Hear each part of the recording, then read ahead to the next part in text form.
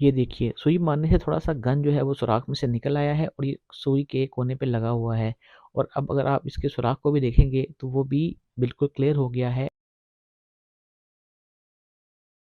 سردیاں آ گئی ہیں بہت شدید، اور ٹھنڈ کا حل کرنے کے لیے میں نے اپنے اسٹور سے پرانا ہیٹر نکالا۔ جب میں نے پرانا ہیٹر نکالا تو وہ بہت ہی خستہ حال ہو چکا تھا، وہ آگے سے بھی کافی کالا ہو گیا تھا اور اس کی جیٹ میں بھی کچھ پھنس گیا تھا، تو یہ کام نہیں کر رہا تھا۔ تو میں نے سوچا کہ اس کو سارے کو کھول کے صفائی بھی کرتے ہیں اور اس کو ہم ایک ری پینٹ بھی کر دیں گے تاکہ یہ بالکل نئے جیسا ہو جائے۔ تو سب سے پہلے میں اس کا جیٹ کھولا۔ جیٹ کھولنے کے لیے مجھے یا تو پلاس چاہیے ہے، لیکن اس کے لیے ایکچوئل ٹول ہوتا ہے 8 نمبر کی چابی۔ اس 8 نمبر کی چابی سے میں نے ہلکا ہلکا محنت کر کے زور لگا کر اس کے جیٹ کو کھول لیا۔ اب میں جلدی سے آپ کو دکھاتا ہوں کہ جیٹ کھولنے کے بعد کس طرح کا اور اس میں سے کیا گن نکل رہا ہے۔ شروع میں تو یہ بہت ٹائٹ تھا تو میں نے ٹول ہی یوز کیا، لیکن بعد میں جب یہ لوز ہو گیا تو میں نے ہاتھ کی مدد سے اس کو ہلکا سا اوپر سے کھول کر باہر نکال لیا۔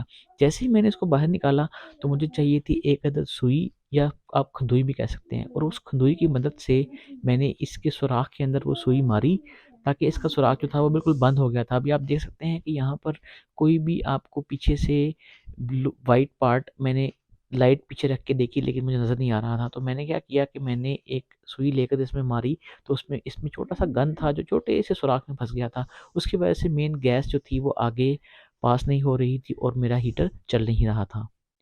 یہ دیکھیے سوئی مارنے سے تھوڑا سا گن جو ہے وہ سوراخ میں سے نکل آیا ہے اور یہ سوئی کے کونے پہ لگا ہوا ہے، اور اب اگر آپ اس کے سوراخ کو بھی دیکھیں گے تو وہ بھی بالکل کلیئر ہو گیا ہے، اور آپ کو پیچھے سے ایون آپ کو ہیٹر نظر بھی آ رہا ہے چھوٹے سے سوراخ میں سے۔ یہ تو کلیننگ کا اس کا پہلا پارٹ تھا۔ اب میں چلتا ہوں دوسرے پارٹ کی طرف۔ دوسرے پارٹ میں مجھے کیا کرنا ہے کہ مجھے اس ہیٹر کو جو مین پارٹ ہے، اس کی ہڈی ہے، اس کو میں کھولوں گا، اور کھولنے کے بعد اس کو جو ہڈی ہے پرانی والی جو کہ کالی ہو چکی ہے اور اس میں ہلکے ہلکے سوراخ ہیں اور کریکس بھی آ چکے ہیں، اس کو میں نئی والی ہڈی سے ریپلیس کروں گا۔ اس کے لیے میں ہیٹر کو جلدی سے کھول لیتا ہوں۔ سب سے پہلے مجھے اوپر والی ڈالی کو ہاتھ سے پکڑ کے کھینچنا ہے تو وہ اتر جائے گی۔ اس کے بعد میں اس کے سائڈس کے اوپر جتنے بھی پیچ لگے ہوئے ہیں ان کو کھول لوں گا۔ سب سے پہلے میں سائڈس والے پیچ کھولوں گا تو اس کا والا جو مین فریم ہے نا درمیان والا، وہ ہڈی کے ساتھ والا الگ ہو جائے گا، اور اس ہڈی کے ساتھ والا جو پارٹ ہے اس کے ساتھ بھی اوپر اور نیچے 3 سکروز لگے ہوئے ہیں، وہ کھولوں گا تو وہ والا پارٹ بھی علیحدہ ہو جائے گا۔ اس طرح میرے پاس پوری جو مین ہڈی ہے وہ علیحدہ ہو گئی ہے۔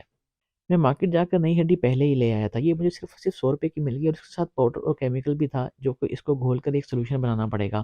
اچھا، نئی جو میں ہڈی لے کر آیا ہوں اس میں بھی ہلکے پھلکے جو سوراخ ہے نا وہ بند ہے، تو میں کیا کرتا ہوں سوئی کی مدد سے لے کر نا اس کے سارے سوراخوں کو ایک طرح اوپن کر لیتا ہوں۔ اس سے ہوگا یہ کہ اس کی پرفارمنس اور اچھی ہو جائے گی، اور میری جو گیس ہے وہ صحیح سے ان سوراخوں سے پیس آن ہوگی اور زیادہ یہ ہیٹ پروڈیوس کرے گا۔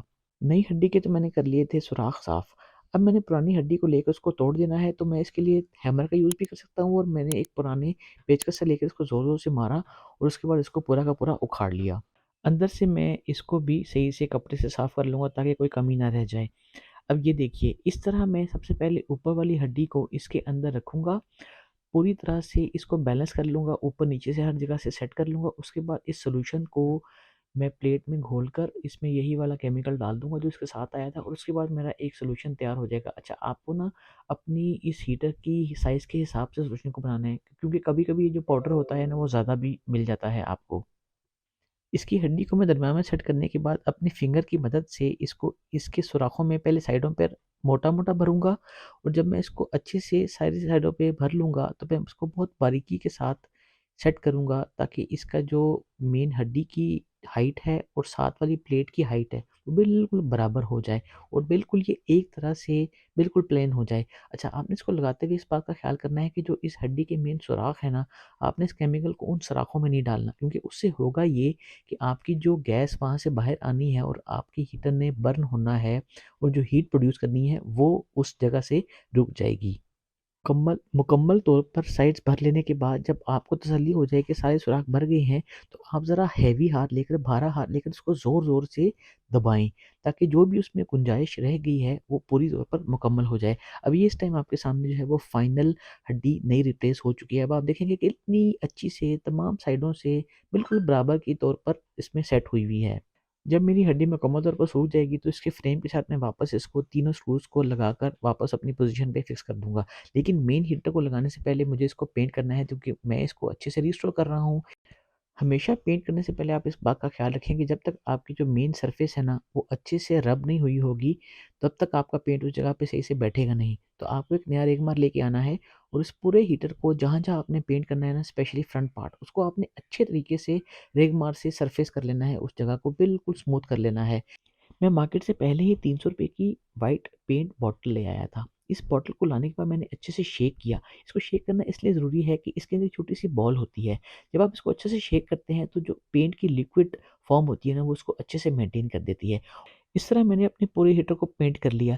میں بہت زیادہ باریکیوں میں تو نہیں گیا، لیکن میں اس کی مین سامنے پارٹ کے اوپر ہی پینٹ کر رہا ہوں، اور اب میں آپ کو دکھاتا ہوں اس کا فائنل رزلٹ۔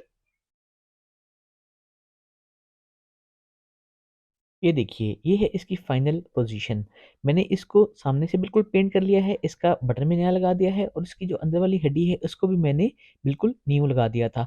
گھر والوں نے اس کو تھوڑا سا استعمال بھی کرنا شروع کر دیا ہے، تاکہ آپ دیکھ سکتے ہیں کہ یہ ہلکا سا نیچے کی طرف سے ہلکا سا کالا ہونا شروع ہو گیا ہے۔ اور ابھی میں آپ کو جلدی میں تھا تو میں اس کی لائف جلتے ہوئے کی پکچر نہیں ویڈیو نہیں بنا سکا، لیکن یہ ایک بالکل بزوغہ طریقے سے زبردست چل رہا ہے۔